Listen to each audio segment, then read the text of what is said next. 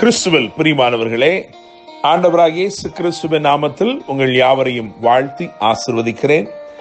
இந்த நாளுக்கென்று தேவன் நமக்கு அருளி இருக்கும் ஜீவ வார்த்தை யோவான் சுவிசேஷம் 1ஆம் அதிகாரம் 50வது வசனத்தின் ஒரு பகுதியாய் இருக்கிறது. இதிலும் பெரிதானவைகளை காண்பாய் என கேட்கிற தேவனுடைய பிள்ளைகளே, கபடற்ற உத்தம இஸ்ரவேலன் என்று கர்த்தரால் சாட்சி பெற்ற நாத்தான்வேலுக்கு தேவன் உரைத்த வாக்குத்தத்த வசனம் தான் இது. இந்த நாளிலே ஆண்டவர் இதை நமக்கும் வாக்குத்தத்தமாக உறுதிப்படுத்தி அருளியிருக்கிறார். இதிலும் பெரிதானவைகளை காண்பாய் என கேட்கிற தேவனுடைய பிள்ளைகளே, ஆண்டவராகிய இயேசு கிறிஸ்துவை குறித்து பிலிப்பு என்பவன் நாத்தான்வேலிடத்திலே அறிவிக்கும் போது, நாசரேத்திலிருந்து யாதொரு நன்மை உண்டாக கூடுமா என்று அவன் கேட்டான். அதற்கு பிலிப்பு வந்து பார் என்று சொன்னான். அவன் அப்படியே வந்தபோது ஆண்டவர் இயேசு அவனை குறித்து ஒரு வெளிப்பாட்டை சொல்லுகிறார். நீ அத்திமரத்தின் கீழ் இருக்கும் போது உன்னை கண்டேன் என்று. என கேட்கிற தேவனுடைய பிள்ளைகளே, அதை கேட்ட மாத்திரத்தில் அவன், ரபி, நீர் தேவனுடைய குமாரன், நீர் இஸ்ரவேலின் ராஜா என்று சொல்லுகிறான். என கேட்கும் தேவ ஜனமே, அத்திமரத்திற்கு மேல் ஏறி இருந்த சகேயுவையும் ஆண்டவர் கண்டார். அத்திமரத்திற்கு கீழே நின்ற நாத்தான்வேலையும் இயேசுவின் கண்கள் கண்டது. நான் நம்புகிறேன், விசுவாசிக்கிறேன், இந்த நாளிலே நீங்கள் எந்த மறைவிடத்தில் இருந்தாலும், உங்களுடைய சூழ்நிலைகள் எதுவாக இருந்தாலும், உங்களை கர்த்தர் அறிந்திருக்கிறார். உங்கள் இருதயத்தின் ஏக்கங்கள் அவருக்கு மறைவானதல்ல.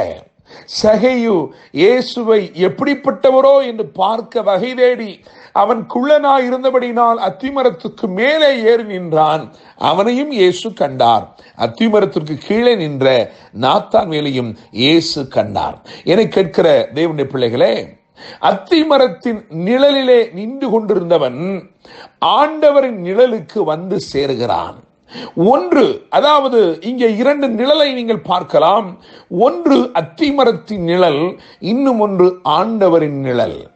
ஒன்று சாய்ந்து போகும் நிழல், இன்னும் ஒன்று சதா காலமும் உண்டாயிருக்கும் நிழல். எனவே இந்த காலை வேளையில் கர்த்தருடைய வார்த்தை உங்களுக்கு நேராய் வந்து கொண்டிருக்கிறது. நீங்கள் எந்த நிழலிலே நின்று கொண்டிருக்கிறீர்கள்? சாய்ந்து போகும் மனுஷ நிழலை சார்ந்திருக்கிறீர்களோ? மனுஷருடைய உதவி விருதா என்று வேதம் சொல்கிறது. சகாயம் செய்ய நாம் மனிதரை தேட வேண்டாம். ஆனால் தேவ சமூகத்தில் வந்து நிற்கும் பொழுது, அவரிடத்தில் வரும் பொழுது, நிச்சயமாய் அவரிடத்திலிருந்து ஒத்தாசை இந்த நாளில் உங்களுக்கு உண்டாகும். தேவனுடைய பிள்ளைகளே, ஆண்டவரின் நிழலை தேடி வந்தவனுக்கு ஆண்டவர் அருமையான வாக்குத்தத்தம் கொடுத்தார். இதிலும் பெரிதானவைகளை காண்பாய்.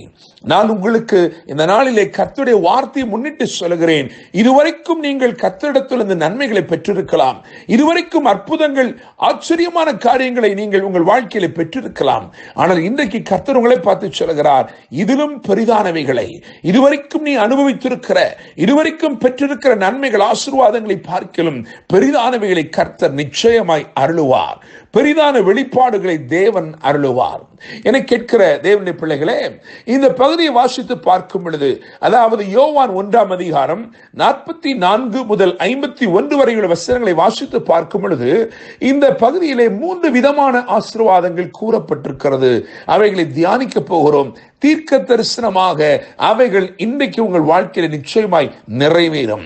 முதலாவதாக யோவான் 1ஆம் அதிகாரம் 45வது வசனத்தை கவனிக்கும் பொழுது இப்படியாக எழுதப்பட்டிருக்கிறது. பிலிப்பு நாத்தான்வேலை கண்டு, நியாயப்பிரமாணத்திலே மோசேயும் தீர்க்கதரிசிகளும் எழுதியிருக்கிறவரை கண்டோம். எனவே முதலாவதாக எழுதியிருக்கிறவைகளை பார்க்க போகிறோம். உங்கள் வாழ்க்கையிலே தீர்க்க தரிசனங்களாக உரைக்கப்பட்ட அந்த நிச்சயமான நன்மைகள், நிச்சயமான ஆசீர்வாதங்கள், அவைகளை கண்டுகொள்ளப் போகிறீர்கள். எழுதியிருக்கிறவரை கண்டோம் என்று எழுதியிருக்கிறதே, அதைத்தான் இன்றைக்கு கர்த்தர் வாக்குத்தத்தமாய் அருளுகிறார். நிச்சயமான ஆசீர்வாதம், எழுதப்பட்ட ஆசீர்வாதம் உங்கள் வாழ்க்கையிலே தீர்க்க தரிசனமாய் உரைக்கப்பட்ட ஆசீர்வாதங்கள், அவைகளை நீங்கள் கண்டுகொள்ளும் நாட்களுக்குள்ளாய் கர்த்தர் உங்களை நடத்தி கொண்டு வந்திருக்கிறார். எனவே முதலாவதாக நிச்சயமான ஆசீர்வாதம் என்று நான் சொல்லிக்கொள்ள விரும்புகிறேன். இரண்டாவதாக யோவான் 1:46 வாசித்து பார்க்கும் பொழுது, நாசரேத்திலிருந்து யாதொரு நன்மை உண்டாக கூடுமா என்று எழுதியிருக்கிறது. எனவே இரண்டாவதாக நினைத்திராத இடங்களில் இருந்து உண்டாகும் ஆசீர்வாதம். யோசித்து பார்த்தால் நாசரேத்திலிருந்து எந்த நன்மை வரும் என்று எதிர்பார்த்து நிற்கிறான், யோசிக்கிறான். ஆனால் அவனுக்கு சொல்லப்பட்ட வார்த்தை, நீ வந்து பார் என்று சொல்லி அவன் வந்தபோதோ நாசரேத்தில் இருந்து வெளிப்பட்ட நன்மையை அவன் கண்டுகொண்டான். எனவே முதலாவதாக நிச்சயமான ஆசீர்வாதம், இரண்டாவதாக நினைத்திராத ஆசீர்வாதம், மூன்றாவதாக யோவான் 1:51 வாசிக்கும் பொழுது வானம் திறந்திருக்கிறதையும் என்று எழுதியிருக்கிறது.